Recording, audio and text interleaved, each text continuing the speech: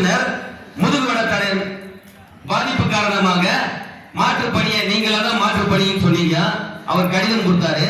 கடிதம் கொடுத்து குரோம்பேட்டை பயிற்சி பள்ளிக்கு போனாரு. குரோம்பேட்டை பயிற்சி பள்ளிய பயிற்சி முடிச்சிட்டு அவர் பணிமனைக்கு போங்க, நீங்க நடத்துறதா பணி செய்யுங்கன்னு சொன்னாரு.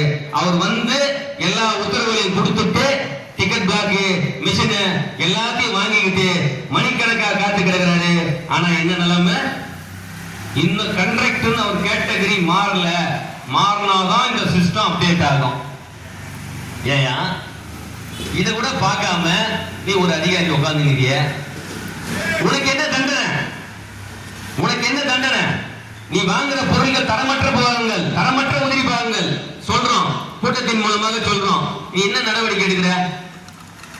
உட்கார்ந்துக்கிட்டு ஒரு விடுப்பு கடிதத்தை சொன்னாரு. சொல்லுகின்ற போது விடுப்பு கடிதத்தை உட்கார்ந்துக்கிட்டு நீ பார்த்து எழுதுறிய, எழுதிட்டு டிஎம் இது காமா விட்டுட்ட, இது புள்ளி விட்டுட்டு டிஎம் சொல்லுவாரு.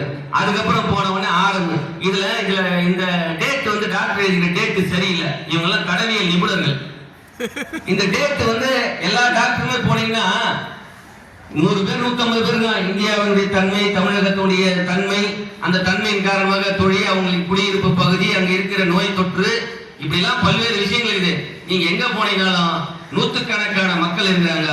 நீங்க இந்த பெரம்பூர்ல இந்த பக்கம் போனீங்கன்னா ஒரு டாக்டர் பாலாஜி மருத்துவமனை பக்கத்துல சின்ன கிளினிக் இருக்குது.